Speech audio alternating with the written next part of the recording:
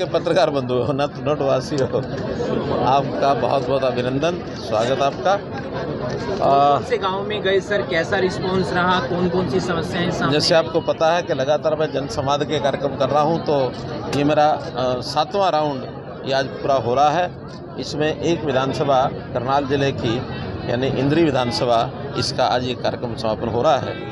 इस 3 दिन में यानी जो हमारा जो इंद्री का है उसके अंदर पहला ये दुनियालपुर है, इससे पहले जैनपुर जैनपुर के बाद दमकोली, हाँ 3 गांव ऐसे मैं अभी करके आया। और सब गांव के अंदर उस गांव के अलावा भी 12-15 गांव के लोग या तो सरपंच होते हैं, नहीं तो नागरिक होते हैं, सब आते हैं, अपनी अपनी समस्याओं को दे के जाते हैं। मुझे संतोष का विषय इसमें ये लगा कि जो हमने नए सिस्टम अपने खड़े किए, चाहे उसके अंदर फैमिली आईडी है, चाहे हमें डिजिटल रिकॉर्ड की बात है, चाहे ऑनलाइन ट्रांसफ़र पॉलिसी है, चाहे उसमें बिना खर्ची पर्ची के नौकरी देने की बात है, जितनी भी योजनाएं, ओल्ड एज पेंशन अपने आप बनती है, तो इन सब योजनाओं से लोग बहुत खुश हैं। आयुष्मान भारत और साथ में चिरायु योजना, इसके साथ हमने जो 15 अगस्त से एक नई योजना और बनाई है, जिसमें 1,80,000 से लेकर के 3 लाख रुपये तक के जो परिवार हैं, वो भी 1,500 रुपये का प्रीमियम वार्षिक प्रीमियम दे करके और 5 लाख रुपया बीमे के हकदार हो जाएंगे। ऐसा एक हमने कार्यक्रम तय कर लिया है और उसको कल हम लॉन्च करेंगे। 15 अगस्त से वो चालू हो जाएगा। 1 महीने के अंदर अंदर जितने लोग उसमें भर देंगे उसकी राशि, उन सब का अगले 1 महीने के बाद सब उसमें 5 लाख के पात्र हो जाएंगे। सर, वो उद्घाटन और शिलान्यास भी किए हैं, वो क्या किया था सर? देखिए, उसमें मुख्य रूप से तो सड़कें जितनी भी इस विधानसभा में हैं, लगभग 74 किलोमीटर की सड़कें उनके शिलान्यास हुए हैं, उद्घाटन हुए हैं, कई बन चुकी हैं, कई अब शुरू हुई हैं। तो ऐसा जो हमने हर एक विधानसभा में 25 करोड़ रुपए की सड़कों के ये जो योजना बनाई थी, उसको आज यहाँ चालू करवा दिया है। अगला जो हमारा चरण में जो सड़कें खास करके बरसात के समय टूटी हैं, और जल्दी इसको बैठ करके सबकी हमने जानकारी ले ली है, उसमें भी हर जगह जो खास करके बाढ़ के कारण से सड़कें टूटी हैं, उनको बढ़ाने का काम भी अगले महीने से शुरू हो जाएगा। पलवल में हिंदू जो है महापंचायत की तमाम फैसले लिए जा रहे हैं, किस तरीके से देखते हैं आप? देखिए, सामाजिक काम होते हैं, सामाजिक कामों में तो हमने सबसे अपील की है कि सौहार्द बनाने के काम में कोई भी अपना कार्यक्रम करें, हमें कोई इसमें आपत्ति नहीं है।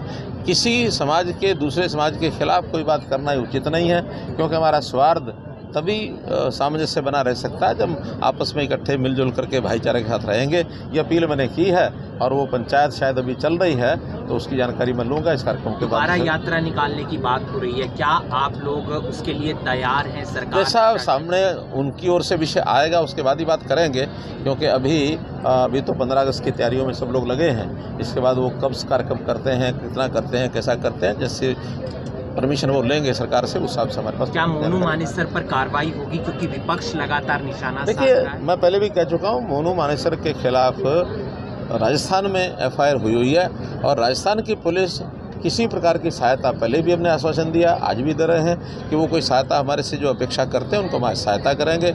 हम किसी दोषी से दोनों ने करना है, दोषी है तो उसमें ज़रूर पकड़ा जाएगा, दोषी नहीं होगा तो निर्दोष हमेशा छूटेगा, चाहे कोई भी सरकार हो।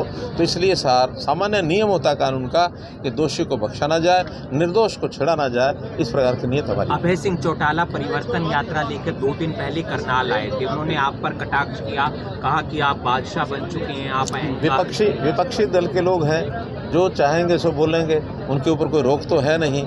इसलिए आप लोग उनसे जो पूछ सकते हैं, हम कोई प्रश्न नहीं खड़ा करेंगे। विपक्षी दल के नाते, राजनीतिक नेता के नाते, राजनीतिक पार्टी के नाते, जिसको जनता में जो कहना है कहे।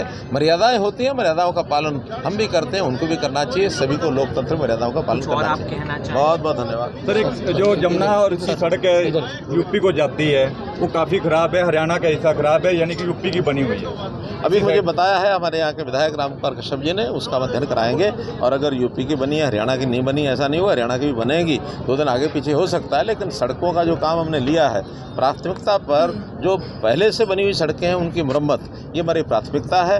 दूसरी प्राथमिकता पर उनका चौड़ाकरण है। तीसरी प्राथमिकता पर नई सड़कें हैं, क्योंकि नई सड़कें हमारे यहाँ एक प्रकार से सड़कों का जाल बिछा हुआ है, चाहे नेशनल हाईवेज़ हैं, स्टेट हाईवेज़ हैं, चाहे डिस्ट्रिक्ट रोड रोड्स हैं, अदर डिस्ट्रिक्ट रोड्स हैं, कोई भी कहीं गांव इस प्रकार का छूटा नहीं है जहां सड़क ना हो।